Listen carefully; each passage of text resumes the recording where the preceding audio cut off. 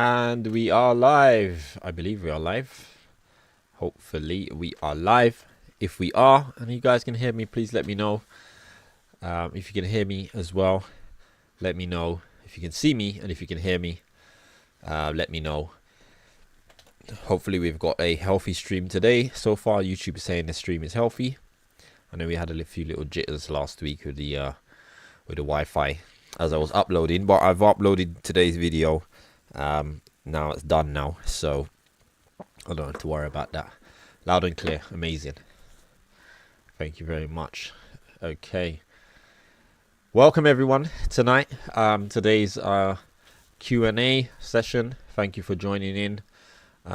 Really appreciate those of you taking the time out to come in today, and obviously if you've got your questions, feel free at any point to drop your questions in there in the chat section, and you know, we'll try and see what we can do to help you in any way. Also remember, those of you who can help to answer the questions, please help me out as well and share the knowledge that you may have. We're all here to learn and share knowledge once with one another. So yeah, first let's get the good evenings done first as well. So if you're in here, shout yourself out, let me know where you're from as well, what city or town or country or continent that you are, so we get an idea of where everyone is listening from. Obviously I'm in London. Well, not obvious, some of you might not know that, but I'm in London, so shout out to all the London people. So yeah, let's go through. So we got good evenings. We got C1PW, good evening. I'm just going to shout out good evening to everybody that I see first, and then we'll get into the questions. Pat, hi Pat, good evening. Tony C as well, good evening to you. Good day, dude. Good day, guys. Sorry. Evening, Dave Richardson. Good evening to you, sir. Dale Cornish as well. Good evening. Mark Knotts, I see you there as well. Good evening. Yep, loud and clear. Sadigby, good evening to you as well. Welcome. Wave Flair, good evening. Jas Singh, good evening to you as well. Who else have we got here? I can see. Whoops, sorry, this is jumping really quickly. Grezigor, I hope I got that right. Good evening to you. Doug as well, welcome Doug. VSB, welcome to you as well tonight. Ellie Jake, welcome. John Marshall, welcome to you as well. Jamie's jumped in as well. Jamie Bedford, welcome to you, Jamie. Snaggletooth as well, welcome to you. All the way from Glasgow. I should have been shouting out your locations as well, actually. And also Robert Bob from Sheffield. So we've got Sheffield, Glasgow, Durham. We've got Wolverhampton, Barnsley, South Yorkshire, Gloucester, Newcastle, Somerset. We've got Brentwood, Essex as well. That's the closest, I think, so far. No one from London here. So yeah, all over the UK. We've got also Pat from Wirral as well.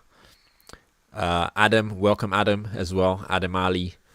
456 Brian from Chester, welcome to you as well. Adam Ali from Reading as well. So all over the UK, everybody's up at UK time. We got Assad. I think Assad Ali is the closest to me at the moment at Enfield. So we got Enfield as the closest. We got John S as well from London. Big up yourselves. Thank you guys for joining in.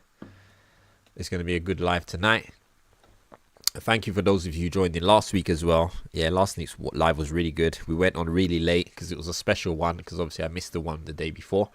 So we went on for like an hour and a half. But today we're going to try and finish on time at 9 o'clock. We got Mark as well, who's just added a comment. Mark Knott from Reading, Berkshire as well. Not too far. Yeah, that's not too far as well. All right, any of you else who add it, I'm going to catch up with you. I'm going back to the top of the comments. I'm going to catch up as I'm working my way down and see what we can do tonight. So yeah, so let's see what we got. So we've got C1PW. C1PW's first question is, Is your law to mud the whole wall before here? Because sorry, here in the States they only mud where the tape is. Okay, I understand. I think you're talking about sheetrock, as you guys say. I think you call it sheetrock, or we call it plasterboard here. So is it law? So it's not law. There's no law that says we must use what we refer to most of the times as skimming, multi-finish on plasterboard and stuff like that. It's not a law. It's not a legal requirement here. It is pretty much a British thing, to be honest. It's a pretty much standard thing in the industry. 99.9% of people would expect it to be done in their homes. There are people who do tape and joint, especially a lot of the new builds as well. There's a lot of new builds that's tape and joint. I've come across apartments where I've gone in to do work and the walls have been tape and jointed. So you're seeing it a lot more in the sort of new builds and stuff, because obviously it is arguably quicker, but different views on it. My personal view is I don't like it personally. I prefer the what we do as the skimming, wet plastering. I prefer that. I think it's a better finish. I've painted on that as well, and I've just never liked how the paint comes out on the plasterboard paper. I think it's just a better finish on when it's skimmed, and also it's more hard wearing. So to basically answer your question, it's not a law. It's just a British thing, I would say. It's, you know, in the UK we've been skimming for donkeys, I think, as long as I think it's been done here. So it's pretty much a standard thing. So you would always expect to see it done here in the UK. So, right, so we're going to keep going through. I'm going to read some of the comments that I've read probably again. Pat Link, good evening to you, Pat. Tony asks, Tony C, good evening, Darren. How's your day? My day has been good, actually. It's been good. It's been busy. It's been productive. I've literally just uploaded today's video. So that will be live as soon as I come off this live. It will automatically be available. So probably about 9 o'clock you see today's video. Yesterday's video came on really late because YouTube was really slow. It took hours and hours to upload. So I think it didn't upload until like 1 o'clock in the morning or something. So if you didn't see yesterday's video, also check that out. It was a really good video actually. So that's also live as well now. So your first question is, what's happening with the Cowboy Builder build? You've taken over, not seen much of it lately. Yeah, so the main part of the house, I'm waiting on. I mention this last week. Actually, funny enough, I need to chase the client up actually about that. I'm waiting for some information concerning building control, because we're trying to transfer the existing building control file. So we found out that there was a file on the building control, and we're trying to get it transferred over, so that we can access all the information that happened prior, and also so that we can instruct building control to visit, because we need to discuss about the foundations now that I've exposed them. But the problem is that the builder had put the whole thing in his name, so it's just been difficult. So I think they've had to go through some sort of route of showing some evidence and so on, so that they can get access as the owners of the house. So I actually mean to chase that up actually to find out what the status is. But that's really what's happening with the main house.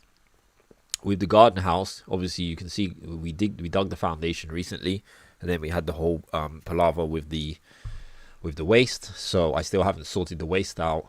I am in the process of sort of dealing with trying to get my money back as well, and I got some interesting things happening with that as well, that I might share with you guys. So at the moment, I'm not really doing anything this week, really much this week there. The next job there will really be to pump the concrete for the garden house. So that might happen this week. It could possibly happen maybe Friday morning. It depends, or Thursday morning even. It really depends. If not, it'd probably be early next week that it will get pumped. So once that's done, then we can actually do some work on that garden house, which is, start building the block walls and stuff like that. So yeah, so that's it. So we got good day guy says, hi Darren, any updates to the skip scenario? Yeah, that's pretty much the update on that. Nothing much more to report. Funny enough, was very interesting. I got a call yesterday from a lady who actually watched my video about this dodgy company, and she actually works for a borough in London under their environmental health, and she saw the video and she was quite not impressed by the behavior of the company and so on, and especially about the basically fake receipt that they provided. So she actually called me yesterday and has sent me an email, and she's actually wants to escalate that with her department, and she's sending them the video to look at as well, because they're concerned about whether or not the waste is being handled properly. So interesting developments there. So yeah, I'll let you guys know what's happening with that. But yeah, I'm obviously willing to cooperate with them on that if this company is not doing what they should be doing, or really caring about how they're handling waste. So yeah, that's pretty much as far as the update is on that. Dave Richardson as well. Yeah, evening to you, Dell as well, Mark. So yeah, I've read all these. Let's see. Jazz says, finally got to see you live. Oh, nice one. Always good to be live with you guys. Let's see, where else are we now? VSB. Hi, Darren. Do you charge extra on materials? Do you think it's more cost effective whilst carrying out a sizable extension? I should acquire the materials and pay labor as I have trade accounts. It's a tricky one. I think it's gonna be up to the builder, I guess, because everyone works differently. I personally, I wouldn't do it that way. I don't charge extra really. I don't really charge. I sort of price. I estimate the quantity of materials that I sort of had like these spreadsheets. So if it's, for instance, I estimate it's going to be 1,000 blocks. It's going to be so many bags of sand. It's going to be 40 rafters. It's going to be whatever. And then I use my local the website for my local builders, and I pretty much have in the itemized prices and stuff. I do add a little bit of contingency in there, because you always end up spending more. I got to buy another 2 rafters, you got to buy some more blocks, whatever. So you always end up, so you do have to put something on it. And obviously you're picking up materials, you're driving to there, you're bringing them back. You got to pay for that basically. But as far as whether if your builder wants to just buy the materials themselves or you buy them and provide them, it's up to the builder. I personally don't do it because I've had bad experiences where customers, because I find that I end up doing the work anyway. So I feel like if someone's going to provide materials, then they just need to provide me with everything I need. But what I end up doing is pretty much end up doing all the work, and they only just end up paying for it. And I'm just like, well, I might as well have just done it all myself. Do you know what I mean?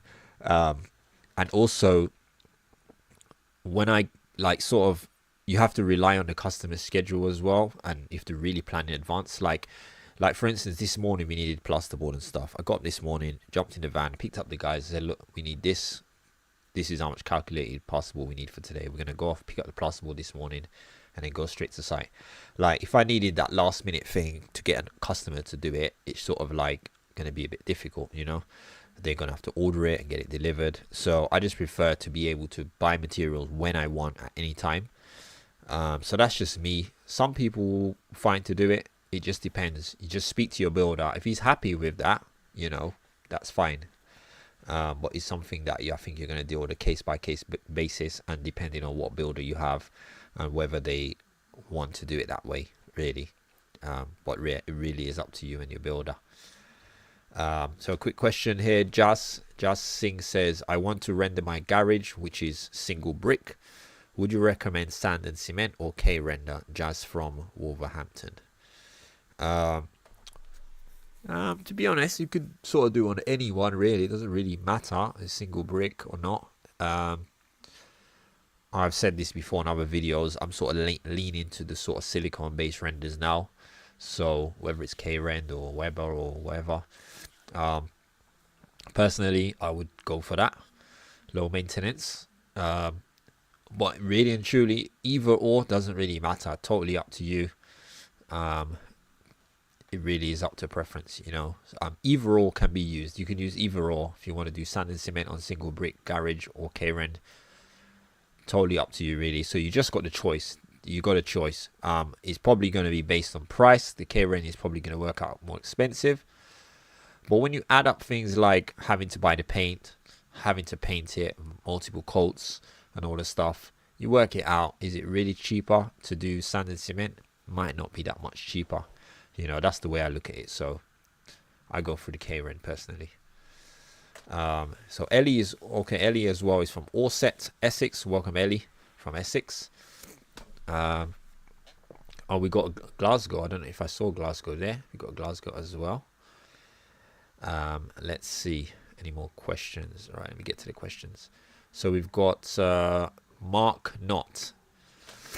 Mark Knott's asking, I've been meaning to catch this as I have a question and I've caught it. Yes. So here it goes. I've got a single brick shed and I'm looking to turn it into a man cave. You want to turn it into a man cave? Okay. Okay, question is, what do you recommend doing to keep it warm and watertight as it is only a single skin wall? Probably, if you've seen, I'm not sure if you've seen, I put a recent video, I've got a recent video, I think it's something to do with building a garden house for under 10k or something like that. Also, one of my most popular videos is the building a garden house in 20 days or something like that, 21 days. If you check out that video, you will see us actually building a similar, building to what you have, which is single skin block, and how we do it. So pretty much, if you're going to do it, what I would say to keep it warm and watertight, you do need to, well, you don't necessarily need to render it, actually. It depends on what it's made of. But you will need, what I would do would be to batten it inside. I would internally batten it. I would insulate it with a rigid board insulation. That's what I would use instead of a sort of a rock wall or something like that. I'd use a rigid board insulation. On top of the batten, put a vapor barrier. So that's basically the sort of plastic sheeting. Staple that and cover it with a vapor barrier, and then stick some plasterboard on the inside. That should pretty much help to insulate the walls and should also make it watertight. So if the walls are really bad on the outside, maybe consider rendering it just to give it sort of better waterproof protection. But that's pretty much the steps that I would do to sort of, utilize that space more. So let's see. So next question is Jamie. So, oh no, sorry, I got a question before that. The Royal dropped short. Have you bought a recip saw yet? No, I haven't. So many people say to buy one. I'm like, yeah, I'll get to it. The thing is, I'm going to say this, right? Because people maybe don't think of this perspective. And by the way, the stream is also available for sponsoring as well. So if you guys want to sponsor, you're welcome to sponsor via super chats as well. For this sponsor, I'm just putting that out there. But also, money is a thing, like, because we do so many trades. This is the thing. Like, say you're a bricklayer, right? You're a bricklayer. You got to obviously invest in tools. You're gonna have a cement mixer. You're going to have all your levels, your trowels, all that sort of stuff. You're a plasterer, you're going to have your mixers as well. You're going to have all your different, fancy trowels and stuff. You can spend loads of money on your trowels, and all that stuff. And you're a carpenter. You might have to spend a bit more money for carpenter because you're going to have all your saws, all your electric drills, your planers, your routers, all that stuff. You probably spend more than most people if you're a sort of carpenter or whatever. But when you're sort of a general builder like myself, you have to buy tools for every single trade. You've got to have a cement mixer. You've got to have plastering mixers. You've got to have drills, saws, as I said, cement mixers, just whatever, because we're doing all the trades pretty much. So you're constantly buying tools and you're constantly running out of space in the van to put things. Like, we've got so much tools. So some tools we don't have. Some we pick up along the way because it starts to get to the point where it's necessary because we may be doing a particular type of job quite often. So then you're just like, yeah, it makes sense to invest in one of these, because now we're doing a lot of this, whereas we do this once a year, a particular type of job or whatever. So it's not always makes sense to buy certain tools. So a lot of people say, no, buy a chainsaw, and it's just like, well, I'm going to use it once, and then I'm never going to use it for another 2 years. Do you know what I mean? So you end up actually spending more money being a general builder, because you've got so many different type of tools to buy. So I totally get it when people are like, why don't you just buy this? It's easy to say that, but we would be literally just continuously buying tools. And I do buy tools fairly often, actually. But we're just always buying tools. Like I bought a tile cutter not long ago. That was really expensive, a Ruby tile cutter. I haven't used it for probably 3 months, because we haven't actually done any tiling for a little while. We've got some tiling to do probably next week. But I'm just constantly buying tools, like, you know. So yeah, it's one of them things. Like, I don't buy tools if I'm not going to use it so often most of the time. Sometimes I'm just like, you know what, like a lot of people, for instance, are saying, why don't you get a nail gun? So we're doing a timber frame extension. I rarely do stuff like that. So it's like, do I buy a nail gun for, you know, £500-600 or whatever, and then use it on this job, and then very rarely use it again? Do you see what I mean? If I was a carpenter and I was doing roofs every day, I would definitely have one. Do you see what I mean? So maybe in the future, you know, I can afford one. I feel like maybe I'll just get one just to make life easy. Otherwise, it's just going to be the hammer. It's going to be the hammer and nails for the few times that we do like something like that. Do you see what I mean? Yeah, so I hope that makes some sense. But to answer your question, no, I don't have a reciprocating saw, but I've got one on my list. I think I will get one eventually, because I could use it for quite a few things, actually. So I might get one soon, yeah. All right, okay, let's go to the next question. Mark says, I've already answered that. Let's see. Jamie is, do you finish the garden house? I'm not sure which one. We are doing 2 garden houses at the moment, so I'm not sure which one you're talking about. So yeah, you'd have to be a little bit clearer on that. Sorry guys, one second.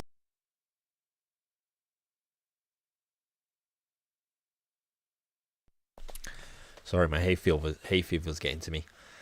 So right, so next question is by Dale. Says, rebar layout for retaining wall footing. 2 straight lines of rebar or something more intricate for retaining wall footing? 2 straight lines. I'm assuming you mean horizontal lines. It depends. Obviously it's engineered, so I couldn't give you an exact answer as far as what would be the best as far as an engineering point of view. I'm not an engineer, but I can give you sort of an idea based on sort of common sense sort of building practices. It depends on how much you're retaining is one of the main things, you know. How much are you actually retaining? So if it's not a lot, it's just sort of a bed, you might not even need any rebar. If it's sort of more substantial, maybe you could put some vertical rebar and use hollow block as well, filling with concrete for something a bit more substantial. It really depends. It's hard to say without seeing exactly what you're doing. So, you know, as I say sometimes, if you've got any photos of what you're trying to do of the area, pop it to me on an email. Let me have a quick look, and then maybe I might give you what I would do, you know, just let you know what I would do. If you guys need my email is on the screen as well at the bottom. Also the Instagram and TikTok channels are there as well. Okay, let's see. Next question. Let's see. Jamie asks, how many garden houses have you done? How many garden houses? I don't know. I've done quite a few now since we've been doing the channel. I'm trying to think off my head of some that we've done that come up to my head. 1, 2, 3, 4, 5, 6. We're on 2 at the moment. 7, 8. We're about to do 1, 9. 9 I can think of straight away. I've done some in the past before YouTube as well. I can think of 1, 2, 3. I can think of 3 more that I've done before YouTube. So I'm over 10 at least anyway. That I've done. Yeah, that's what I can think of now. Let's see. Next question. Did you get the grab truck issue sorted? No, I haven't. I've just been this weekend was really busy for me, so I didn't really get to sort out anything. And then obviously it's Monday, and Monday, Tuesday, we're just back into the week. So I am gonna get onto it quite like sort of more like next week. A lot of people recommended, thank you for that, to reach out to Asheville. I'm gonna do that. I haven't done it yet. I'm definitely gonna reach out to them. Somebody else sent me another local company as well that they recommended. So I will be getting it sorted out very, very, very soon. Okay, let's see. John S says 6 by 4 meter concrete block garden house. Can you do these without an architect? Yeah, most certainly. If you know what you're doing, or your builder knows what they're doing, they shouldn't need an architect to design it. Most of the ones that we do build, they're sort of designed by us, really, most of the time. Sometimes we get given drawings, some details, not so detailed, but you wouldn't necessarily need an architect, and you wouldn't necessarily need planning in most cases for that size as well. Okay, let's see. Okay, so someone I think was giving Mark some idea, and Mark's asking what should he search for. Yes, breathable membranes. If you just Google that, you should pretty much find it. It sort of comes on a roll, and you see a lot of people use them on roofs as stuff. If you look at the timber, timber frame building that we're building right now, which is one of the video that's going to be posted tonight. If you look back on some previous videos, you'll see us applying breathable membrane to the exterior of the building. So that will give you an idea of what it is and what it looks like. So yeah, have a look for that video. Okay, let's see. Jamie. I think it's one about the garden house, so we've already answered that. Let's see. Wayne. Hi, Wayne. Let's see. Hi, Darren. Love your streams, and love the way you're always teaching your workers. You have amazing knowledge. Thank you very much, man. Yeah, I'm trying. I do try to invest in people. Now that I've got a microphone, which I didn't have before, I'm trying to record a little bit more of me sort of teaching the guys. So a lot of that you either don't hear or it's off camera. So yeah, I do try to develop the guys so that they can learn the skills, which is beneficial to them and to me. So yeah, I try to do that, and also try now record stuff, so maybe people might pick up stuff as well from watching the videos, as I'm maybe explaining something to the guys as well.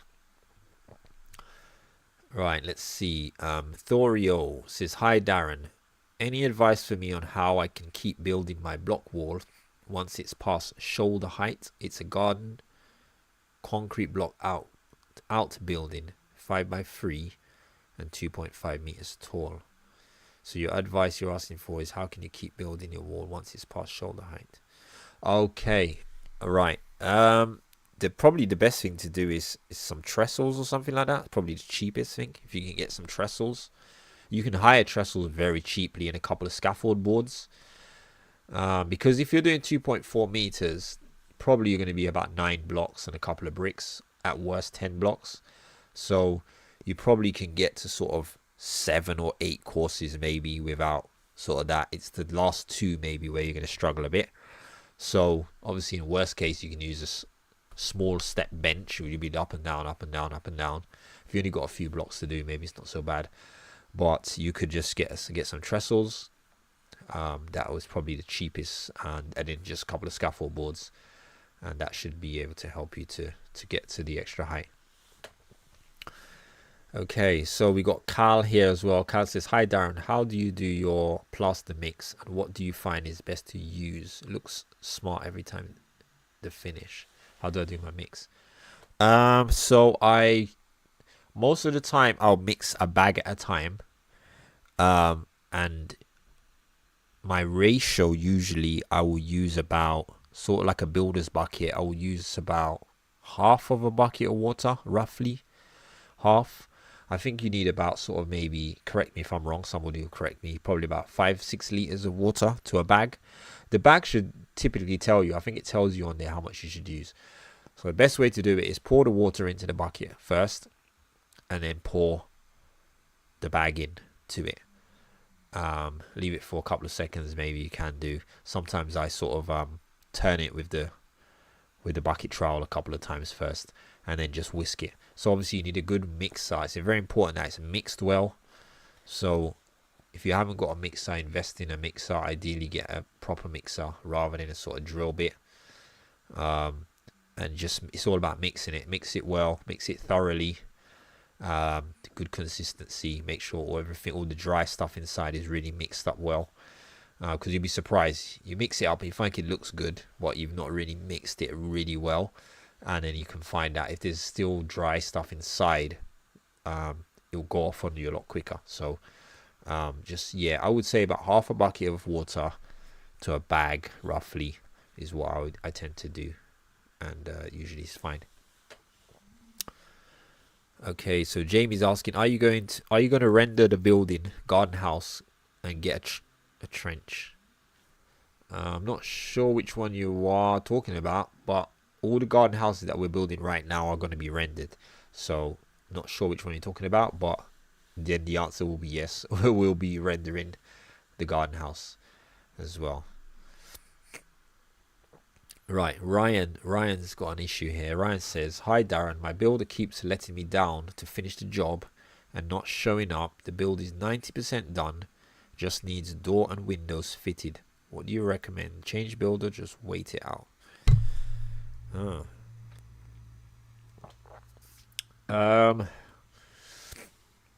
Okay, this is an interesting one. So he's not showing up. So I'm assuming you're communicating with him. He's just not turning up when he says he's going to turn up.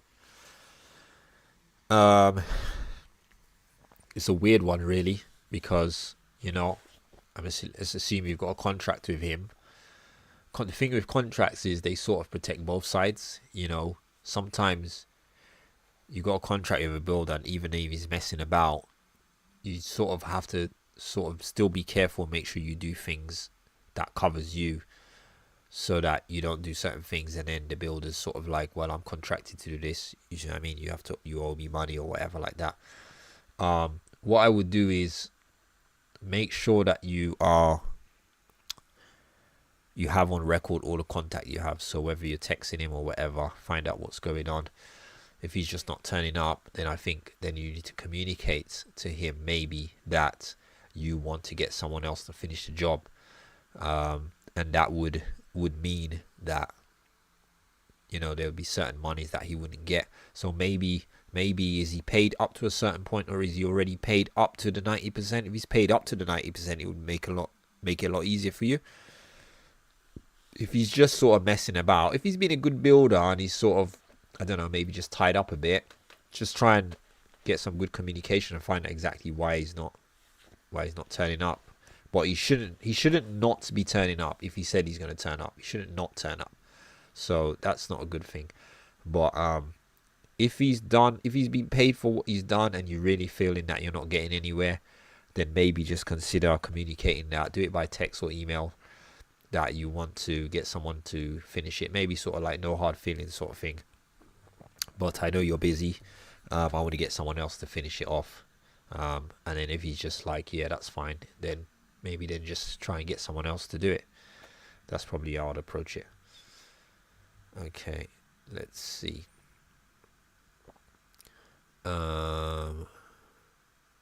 Edith. Hi, Edith. Edith from sunny Espana. Man alive, late again. Welcome, Edith. We got Amit here as well. Hi, Darren. I may have missed it in your previous videos, but how do you connect garden houses to the utilities? Is there a process to follow? Yeah, I mean, utilities, if it's electrics, then you tend to need an electrician to usually install an armored cable feed with a small consumer unit in the garden house. That takes care of that. That's fed to the main house. An electrician will know how to sort of connect that and make sure that it's safe and that also is viable. We've had instances where the existing house wasn't able to supply the garden house without some extra works being done on the house. So that's that. Water is fairly straightforward. You tend to be able to, if you can get to sort of a main supply somewhere, most of the time people will install a blue plastic pipe out to the garden house, and you need to insulate it or bury it. What other utilities there are? Waste. It's just a matter of following the regulations as far as getting access to the drains and connecting to your existing drains. So it's all possible. It's all possible. They're all just very different. So there's no one way of how it needs to be done, and also it's not always possible. For instance, one of the garden houses that we did recently, you guys might remember the black metal framed one. We had to use a pump to that because the sewer, there was no manhole at the back of the garden. So the house had been refurbished by other builders prior to us, and they had already run the services outside. So they installed the waste pipes. I think it was like a 3-inch or 63 mil waste pipe, and they had already run that under the ground to the garden house, and that was connected into the sewer already. So all we had to do was connect a pump to that. So there's lots of different ways. It just depends on your individual situation. Right, let's see. Rachel. Hi, Rachel. Rachel Godfrey says, hi, Darren. I bought a 1-bedroom house and I've gutted it, battened the walls, insulated and plasterboard over. I'm doing a metal stud partition on the bedroom side of the party wall to try to get a high level of soundproofing. Okay. I've put the wall up, attached the plasterboard with correct screws, 300mm centers on edge boards and midpoints every 400mm. But now the wall creaks when I press it, which the battened ones didn't. Interesting. Funny, last week someone asked me a question about metal framed and timber, and I said I've never done a metal frame stud wall yet. I said I may just do it just to get the experience and just to give my review on what it is. So I really don't know anything about them. I have never done. I've always done timber. I've always just stayed with timber. I don't know why. People say try it. Why it's creaking, I couldn't tell you. I think you would have to try to identify exactly where it's creaking. If you can, it may be a matter of installing more screws somewhere. You need to find the exact source of where the creak is. Maybe, I'm not sure if you've included noggins in it as well. So yeah, maybe look into that. It's really hard to say without seeing it. What I would do is just sort of keep pressing it in different areas and see if you can identify exactly where it's squeaking, and maybe then just see if you can get some fixing somewhere that may stop that from happening. Sorry, it's as much as I can help you on that one, Rachel. Where are we now? Sorry. Nassar says, hi mate, just recently watched a load of your videos. Great content. Thank you very much, man. Appreciate that. Edith says, so Edith's answering your question. All right, cool. Let's see, where are we?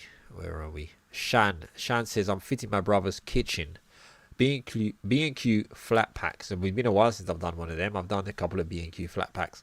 I've learned a lot by watching your videos. Love your work ethics. Thank you, man. Appreciate that. Well done with that. Hope that all goes well. Right.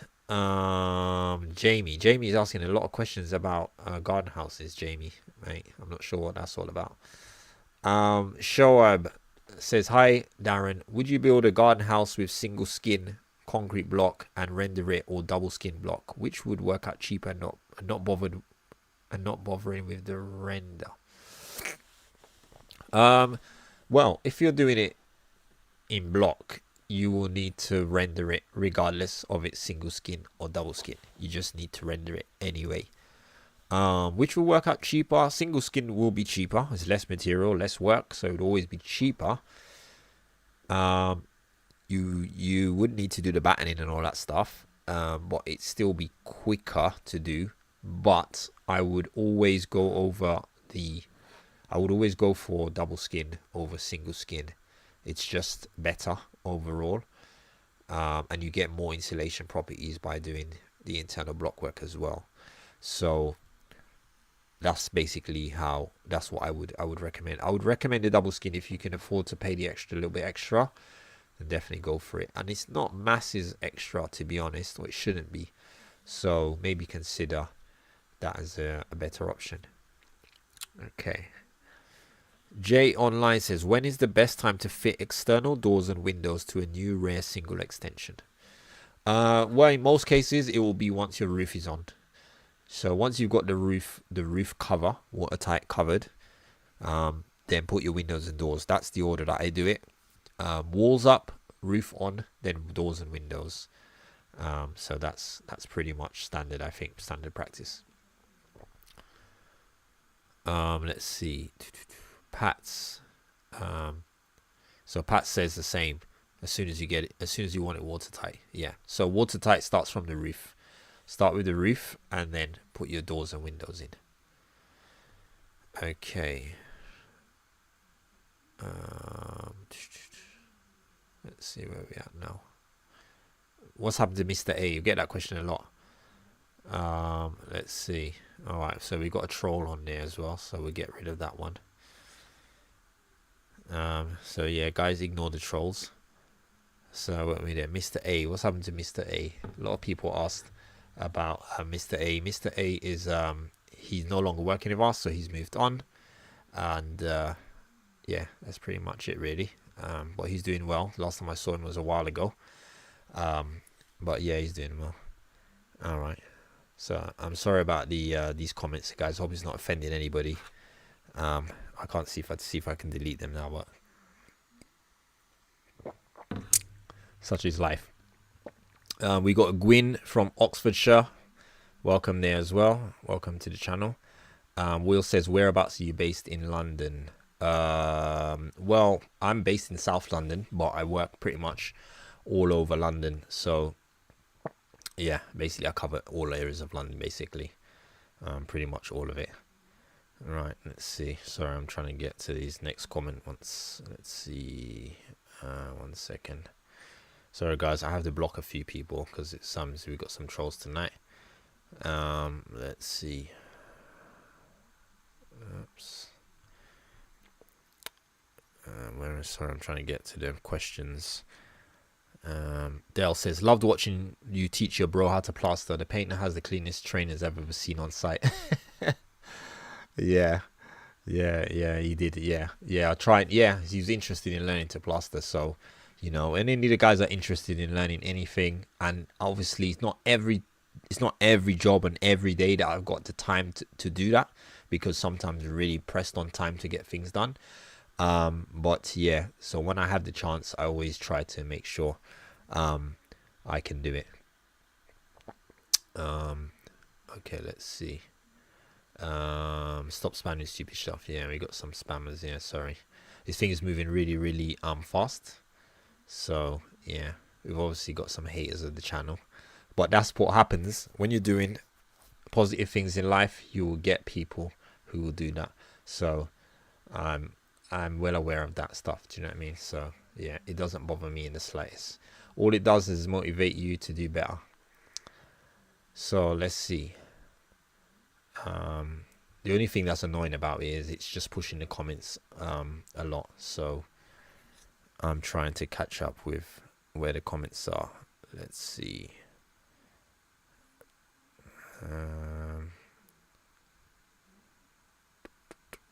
Give me a second. Thanks for the great. Okay, so VSB says, thanks for the great advice earlier, bro. Keep up the great work and great content. You're top, man. You're welcome, man. You're welcome. Limey Frog, hi. How many clients try to scam you? Fortunately, not many. Not many, fortunately. So I've only had really one issue like that. Yeah, thankfully that's all I've ever had. And hopefully we keep it like that. But then you live and learn as well, and you get more sort of wiser. So you tend to be able to avoid things and see sort of red flags earlier on with certain customers. I don't take all jobs. I do feel, you know, vibes of customers and stuff, and I take it from there. Right, so we got Robert Bob Good attitude, Darren. You're a top man. Thank you very much, man. Warflare says, keep it up, Darren. Thanks. Thank you, man. Appreciate that. Missy Meme Elliot. So I like that name. Keep up your good work. Thank you. Thank you very much. Rachel Godfrey says, great attitude. Thank you. Goslin says, hi Darren, hope all is well. What would be the best way to get in touch with you? Thanks. The best way is probably by email. So my email is on the screen. So that's probably the best way to get hold of me, is via the emails there. Let's see. John Marshall. Great attitude, Darren. Don't let them bring you down. Yeah, man. Not at all. Not at all. I've had a great day, and these things don't bother me. Because it's just the internet, as far as I'm concerned. You know, people get behind a computer, and anybody can do anything. So it's really, really irrelevant stuff to me. Pat Link says, well said, Darren. Haters will hate, positive minds. Of course. Most 100%. 100%. Let's see. Sam says, one love. Peace and respect to you, my dear brother. Thank you, man. And peace and respect to you too. And thank you for joining the live stream. Amit says, have you got any interesting projects coming up soon, like the metal house? Interesting. Just trying to think off my head that's most interesting. We've got a couple of things. To be honest, I've got so much that I haven't confirmed and haven't got back to people, because I have to really decide what jobs I'm going to take, because there's just so many coming through, like, sort of thing. So I really do look for the interesting ones. There's nothing right now in my head popping up. There's a potential one. But I'm still in the early stages of looking at that one. So yeah, I'll probably let you know a little bit closer to when the next job is coming up. But nothing special, I would say, at the moment, like the metal house anyway, at least. Tony C says, how's the electrician course going? Stressed much? Haha. Yeah, it's funny enough. I started the course this week, starting on Saturday, and it's been 3 months since I actually signed on to the course, and it really crept on me. I sort of almost forgot, like, when I was meant to start it, and I was like, oh my gosh, I start this weekend. And then I really paid attention to when my classes were. I'm like, oh my gosh, my class is actually all day Saturday and all day Sunday. So I have 2 classes on Saturday. It's all online, live lecturing, with chats just like this. So I have like a class at 9 on Saturday for 3 hours. Then I have one at 1 for 3 hours. And then I have the same thing on Sunday, 9 and 1 for 3 hours each. So that's like 12 hours of class. So this Saturday, I actually worked. I was on my own. I was doing some catering actually on the 7x4 garden house. I didn't get to film because I was actually listening to my lecture while I was working. I had my Bluetooth speaker and I was trying listening to it. Sunday I actually was at home, so I had to spend a bit more time on my lesson. But I get to rewatch them as well. So I actually received the footage for the 2 lessons by email today. So I've actually got to go through the Saturday one and watch it properly. But it's still the early part of the stage of the class, and so far from what I've sort of been listening to at the course I'm watching, it's a lot of stuff that I sort of already know, so it hasn't stressed me out as missing out stuff like that. But so far it's been good. Actually, it's actually been good. I think I have 7 weeks of this stage of theory lessons twice a week, and then I've got a load of tests to do, and then I have an exam. That's the first stage that gets me out of my theory stage.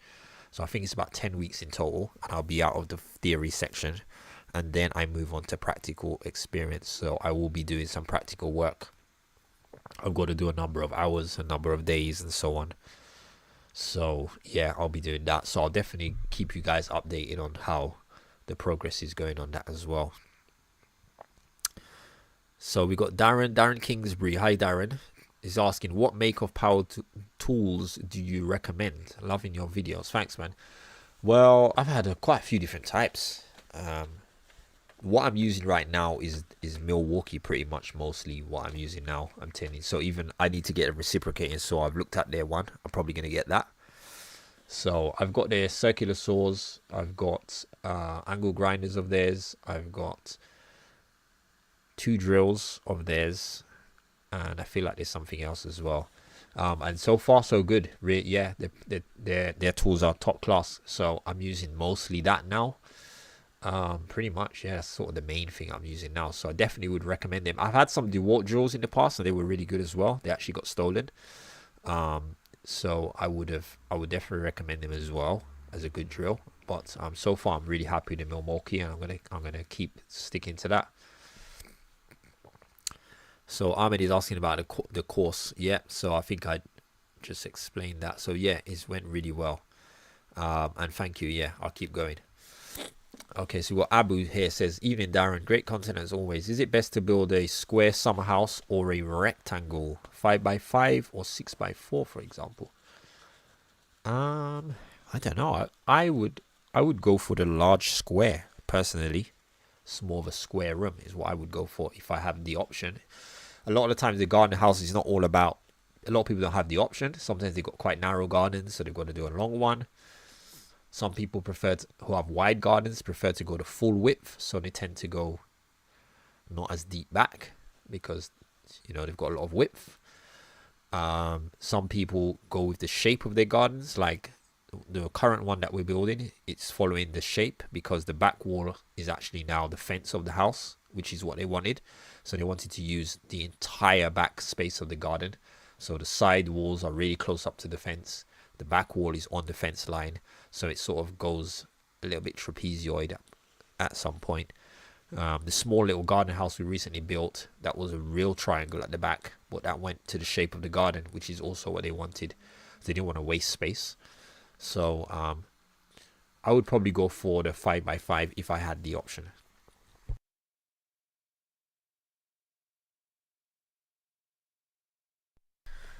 Alright, sorry guys, the hay fever is on me. Right, so where are we now? Let's get to the next one. We've got William. William says, Darren, what music do the lads listen to? Hope it's reggae, mate. Put some Uroy and Gregory Isaacs when you're working. You are a gentleman, mate. Take no notice of the idiots on here. Thank you, man. I'll definitely do that. Mate, you know what? I would so love to just put, reggae music or whatever, just what we're playing. But there's that thing of copyright, and YouTube doesn't like it. Or videos get flagged up. I've done it a couple of times, and it's like you get flagged, you get blocked, your video, then you get an email saying your video's been blocked in such and such country, it can't be viewed from this country, just because you had 10 seconds of a song in the music. It's annoying, but it's just how it is. So unfortunately, we can't let the music play that's on, so I have to overdub it with YouTube's music, which is fair enough. At least they give you the option to give you some music. But yeah, we play everything. It depends on the day. Throughout the day, we might change it up. Some days we don't even put the music on. We're just talking or whatever. Some days it's a music day. Someone will just I've got a little speaker there. Someone will just plug their phone in, and play music. Everybody likes the same sort of music, so everyone just plays whatever. Sometimes we will have anything from reggae to dancehall to soca to hip hop to R&B. If Namdi's in there, we might get some pop. We literally play everything. Everyone just plays everything. So we just take it like that. Everything's good. Okay, so let's see. With 5 minutes to 9, let's see. I'm gonna get through some questions. Carl says, how come you don't do one garden room at a time? Just wondering.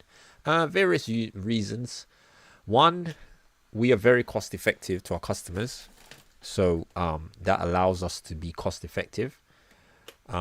Most people, we articulate to people that how we build and stuff. We're not going to be there every day, basically, sort of thing. We try to save people money as well, but also I am also a YouTuber. This is a big part of what I do. So yeah, it's just like I could do one job at a time, but I would have to charge a lot more. So it's sort of yeah, it balances. So it's tough sometimes. I would like to sometimes get some jobs quicker, but sometimes I have staffing issues. It's not always easy to get people to work. I'm always trying to find good people to work, because I have so much work that I could potentially do, but getting the right people because people are representing me. So I don't just throw people onto jobs just for the sake of it, just because I want to do the job or just because I want to do more jobs. And I like to be hands-on as well, so that's, yeah, there's no particular reason, but that's probably the main reasons why. Let's see, next one. Mr. Patrick Songs. Hey Darren, I made a comment on your video as you were working on my area, White Hart Lane-ish. Okay, post your email. I realize my 9x3 is light work for you and your team would like your thoughts on it. Sure, my email is, if my email isn't on the screen, guys, let me know, but I think from looking on here on my app, it is. So if you can see my email, I might be in the way though for you to see it. pbuilders@hotmail.com. If you see that at the bottom of the screen, I think it's actually in this corner here. So if you can see that, pop me an email there. Yes, I am working in that area. I will be down there sometime, I think this week, later this week I'll be there, and next week as well. So maybe I could pop round if I've got the time. Yeah, I should be able to do that. Ahmed asks, how's the cowboy build going? I think I am most interested to see how you boss it and sort it out. Yeah, don't worry, it will be done. It will be done. We're just waiting for sort of paperwork, sort of formalities and stuff from the council. That's why we stopped. But we'll be moving on to the garden house very soon. We'll be getting the concrete pumped into that very, very soon. Possibly towards the end of this week, maybe Friday. I'm just trying to sort out my schedule. So if I can get it pumped in on Friday, it will go Friday. If not, it'll be early next week. Limey says, I love your work ethic and attention to detail. Thank you, man. Thank you. Let's see. Kyle's Wave there says, Kyle, best to have a few on the go as you can work inside on rainy days. 100% is another point that I totally forgot. Especially when we had a lot of rain recently. We had exactly that. There were so many days where if we were on 2 of our jobs, we would never been able to work for days, and we ended up working on the inside of another job. So it does help, and then you get delays on certain jobs, so it does really help. So Chris Mills asks, how did you generate leads when you first started out? Wow, I can actually remember when I actually started. I actually started off advertising as doing painting and decorating when I started, which was in 2008. So I remember it very well at the time. I was doing it. I was an electrical engineer. I was an audio engineer, sorry.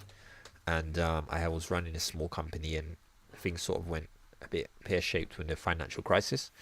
So I was looking for extra work. And I actually advertised in, I think the first time I advertised was on Gumtree. If you guys in the UK, you'll know Gumtree.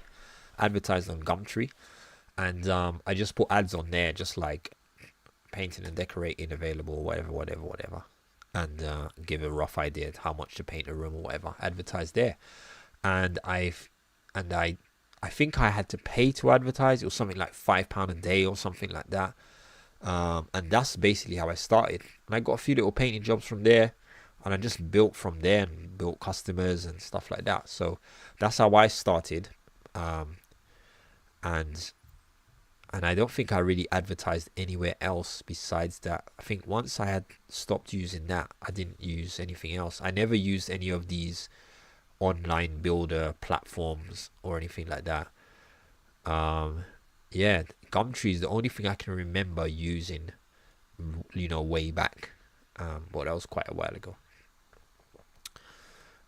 So let's see, next question. Flipped disc. Hi Darren, GRP or rubber? What do you prefer? The question I get asked every week. GRP or rubber? What I prefer so far, I've used both. I like rubber in the sense that it's it's got its benefit when it comes to installing it. So I can install it and it's done in a day. Even if it's raining, I can get it done that day. Like one good thing about it as well, if you're decking a roof and you're worrying about weather, you can deck the roof and throw the rubber over it. Overnight or until the weather's better. So you can typically cover the roof with the sheet. Whereas if you're doing sort of fiberglass or something like that, then it's sort of like you got to plan when you're going to do the roof, because you get a certain amount of time, or you're going to have to cover it with sort of DPM or something like that. So it's good for that reason. But I still do prefer the fiberglass. I prefer the fiberglass as a long-term roof solution than the rubber. After doing both of them, that's just what I prefer personally. And I think I prefer the look of the fiberglass to the rubber personally. Right, let's see. Where are we now? Sorry, it's jumping up. Sorry, if you guys give me 1 second, I'm going to be back in literally 30 seconds. Okay, give me 1 second.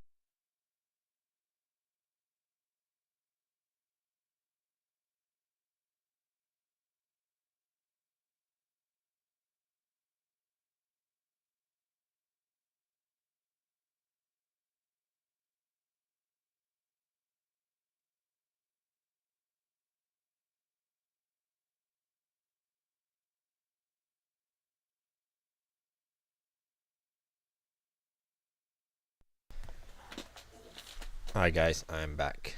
Sorry about that. Just had to sort something out real quick.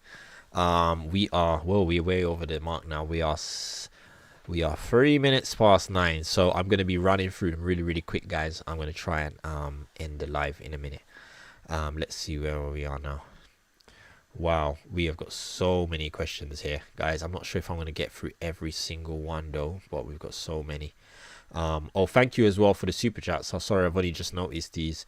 Torio has donated. Thank you very much. Cheers. Appreciate that, man. Also, we've had DD as well has donated to the channel as well. Thank you very much. Really appreciate that, and all the love from you guys. Sorry, let's see where we was now. Ray Potter says, hi Darren, I've been on holiday, so I've been catching up with the garden house, and you were building some pillars, one in blocks, the other in brick. Is that normal? Some pillars. I'm trying to think now. What is this? A garden house building some pillars, one in blocks, the other in brick. I'm not really sure. Maybe you need to mention what garden house that is. Not really sure. I'm assuming you're talking about the walls. Some walls were built in brick and some walls were built in block. That's what I'm thinking you're talking about. If that is what you're talking about, I'll explain the reason for that. So I've done videos on this before talking about weatherproofing. So typically when we build out a block, the only way to pretty much, or the main way to weatherproof a block wall is by rendering it. When you build in bricks are basically sort of a finished wall, so you don't need to render them to sort of weatherproof them. So if you're building a garden house, where sometimes customers want the garden house is very close to the fence, close enough that there's no space to get in between the fence and the wall if we need to render the block. So in those cases, we build the wall out of brick so that it's weatherproofed and it doesn't require rendering. And then the other walls that are accessible, then we'll render them. So I think that might be what you're talking about. If that is, that's the reason why it is the two types. And in that respect, it's very normal. It's normal in a lot of extensions. If you're building an extension next to your neighbor's extension and there's a very small gap in between, and you're not going to be able to render the side of your wall, you need to build that in brick, and that's actually part of building code as well, that you need to do that. Okay, so Mr. Patrickson's said the Victorian refurb today. Excellent stuff. All the best with the electrician course. Thank you. Okay, you've seen the Victorian refurb. Thanks a lot. Yeah, that was a good job. SA says, would you consider being a clerk of works for a new build project in Mitcham from August? Daily 1 hour visit check on works. 50 quid daily just for your time and advice to the construction team. Funny enough, you know, I definitely would be interested in that. I'm actually doing that for someone right now. Funny enough, it's actually a garden house, and I've actually helping them out on that. I've actually been doing the quantity orders for materials, material lists for them, because they're actually purchasing the materials for the builders. So I'm doing the material orders lists for them. I'm also I sort of helped a bit with the direction of the build. So I met with the builders on the first day that they started and discussed with them on how essentially it should be built. And I'm actually doing 3 visits to that site. So I've done 1 visit and I'll be doing a visit sort of midway and towards the end. So I'm actually doing that for a client basically. So yeah, something I'd definitely be interested in, because you know, I just love getting involved in different aspects of the full build. So I think that's something I probably would be quite suited for. So yeah, I'd be interested in that. Definitely send me an email, and we can discuss that a bit more. And if it's something that I can work with you with, then yeah, most definitely would do that. Okay, so we got the Royal Drop Short says, did you check the passageway floors before taking the mini digger through the house that they'd take the weight? I checked them as much as I could. I did check for if there was any sort of dodgy, spongy bits. So we did check that. So far looks good. I just had to take the risk.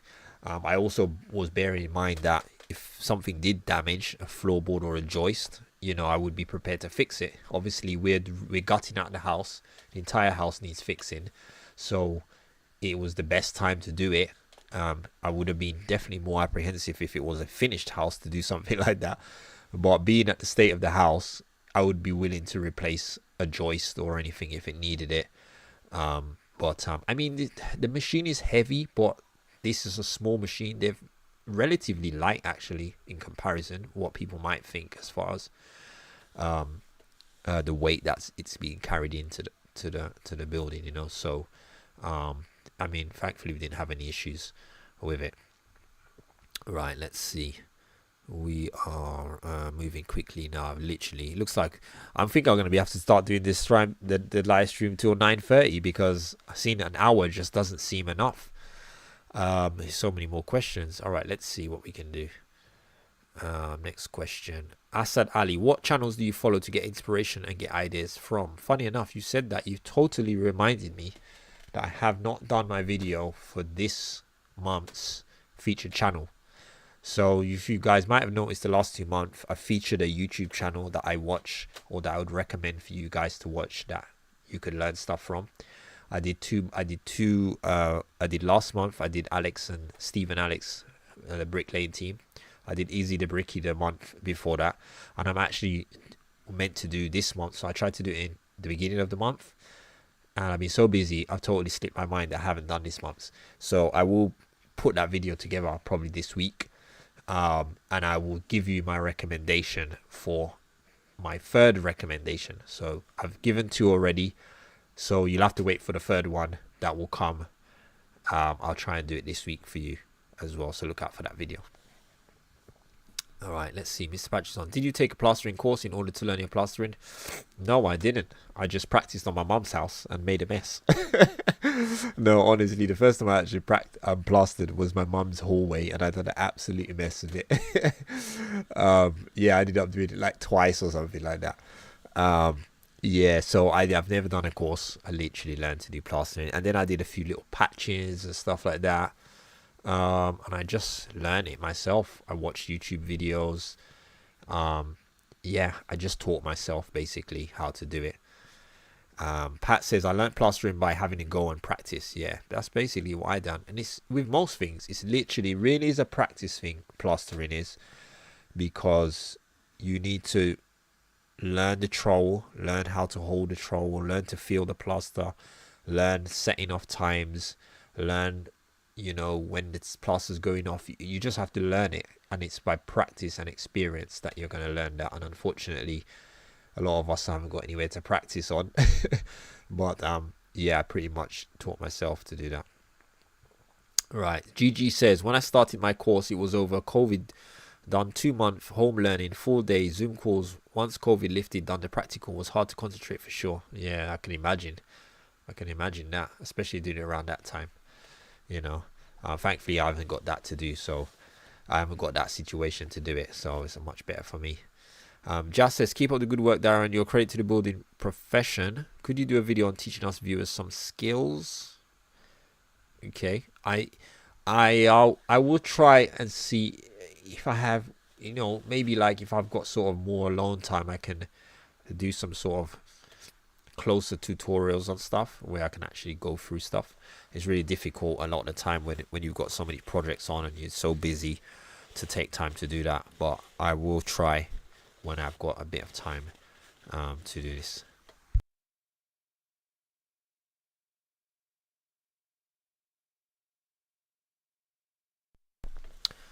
Okay, so next question. Jonathan says, should I silicone bathroom corners with existing grout? You can. I mean, if it's got grout and you're not having any issues. Personally, I don't like to use grout in corners. I use the grout in some corners, but if it's like a wet corner, like inside a shower or a bath corner, I wouldn't use grout there. But the best thing to really do is rake the grout out. If you can rake the grout out, when I'm tiling, I never grout the corners because I silicone them and I want the silicone to get inside, to key inside it. So, because it might just peel off, it might not really stick as well. So if you can sort of rake some of the grout out so that you can, when your silicone is applied, it can sort of mushroom into it a little bit, if that makes sense, then it's worth doing that. Yeah, if you can do that. Okay, so I'm going to be ending now, guys. I don't think I'm going to get to all these questions. I really do have to go. Let's see. Goslin asked, Darren, what's your thoughts on water or electric underfloor heating in the kitchen, shower and dining room area? I think I've been asked this once before as well. Water electric heating is 100%, in my opinion, the way to go if you can install it. It's a cost, and also it's not everywhere that you can install it. Typically you need a concrete floor to do it. So in most extensions you can install it, but most of the times in the existing house it's a lot more difficult. There are some different systems out there, but if you're going to choose one or the other, I'd definitely go for the water one over the electric. But there are also some good electric ones that you can use, especially for smaller areas like shower rooms and so on. Okay, so I'm just going to literally now get to the bottom, guys. I think I'm going to look for people's names or people's questions that haven't been asked. So I might have to skip some of you who have already asked questions, just so that I can get to other people and get to the end. Let's see. So Frosty says, as you're wearing a white tee, the email Addy fades away. Oh, I see. Yeah, that makes sense. Sorry about that. I got white t-shirt on today. Yeah, so if you do need my email, it's pbuilders@hotmail.com. I'm just going to type it in the chat as well. So you guys, I have to make sure I bear that in mind next time. No white tees next time. But I've typed it in the comment section there as well. Let's see. Guest in my own country says, people don't come ready trained. You need apprentices under indentures. Everyone got to learn. Yeah, my white t-shirt. Sorry about that. White tee, white printing. Milwaukee tool sponsor definitely needed for you and the crew. Yay, hell, why not? Give them enough free advertising. So Milwaukee, if you're watching, send me some tools, man. I need some tools. I need a reciprocating saw at the moment, and one of these big massive batteries that Steve and Alex have got. I've never seen a battery so big. I want one of those really massive batteries, so send me one of those big batteries. Let's see. Let's move in for our next question. Does it matter if you use clout nails or screws when fixing fiberglass edge trimmings? Fiberglass, use clout nails. Always use clout nails for fiberglass trimming. That's pretty much what you need to use then, rather than screws. Let's see. The side you couldn't reach, so it couldn't be rendered. Questioned. Let's see. He's talking. Let's see. No. Carl says, I don't know how you don't get tired working on YouTube every day and online courses. Yeah, I know. Fair play, respect with your work ethic. Basically, I'm either working, doing YouTube, or in my bed. That's basically it. So I don't go out partying much. So yeah, that's basically it. I maybe go to a party like once every 6 months, if that. So that's probably how I do it. I go to bed when I finish this. I'm in slippers and I'm going to bed. Let's see. Faizan says, if your neighbor already has an extension, can you use the external wall as an outer skin layer? Yes, in some cases you can. Definitely something you would have to discuss with them, and it would have to be something that you do as part of the party wall. But yes, you can do it. It's done before many times. Even in lofts as well, you can do it. But there are certain things of regulations that would need to be adhered to as well. But you would have to, something you would have to agree with them. Okay, let's see any more question. Let's do the questions I haven't answered yet. Sorry guys, I've got to get to the end here now.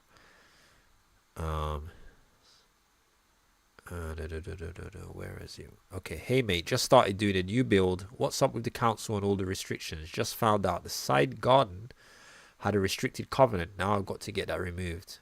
Makes everything hard. Yeah, there's so much things that pop up people don't understand that causes delays to projects and things that you don't know about. Sometimes it's smooth sailing. Some jobs you get and it's just so smooth and you're just like, why isn't every job like this? And in some jobs it's like every turn you go there's some issues, you know. So I totally know what you're talking about there. Okay, so I got to the end here now. Let's see. Next question. Okay, so you're talking about the covenant. Yeah, I'm sorry about that, man. I'm really sorry about that. So last one is Chapman333. How's Mr. A? Hey, Mr. A as well. He is well doing his thing out there. He's working and he's doing his thing. Yeah, so guys, I think I've got to the end. I think. Sorry if I missed anything. I tried to sort of read everything. Hope I got to everybody. If there's anything else, if there's any questions that I didn't get to answer, you can type it in the comment section, which is separate from the live chat, and then I'll more likely be able to see it or pop up on my notifications, and I will try my best to answer that as well. Also, for my email, again, reminding you guys, is pbuilders@hotmail.com. So give me a shout there if you want to contact me and discuss anything further. So guys, thank you for watching. Thank you for all of those who donated the super chats as well and sponsored the channel. Really appreciate that as well. And thanks for all the love, everybody showing up tonight. And I'll see you guys on the next video. Also, today's video, which is the timber extension, some real good progress on that video. I am literally right now, as I'm doing it live, putting that video on public right now. So that video is live in 1, 2, 3 now. So if you guys want to watch that video, it's available today. So yes guys, I'll see you guys on the next one. So take care and have a good evening.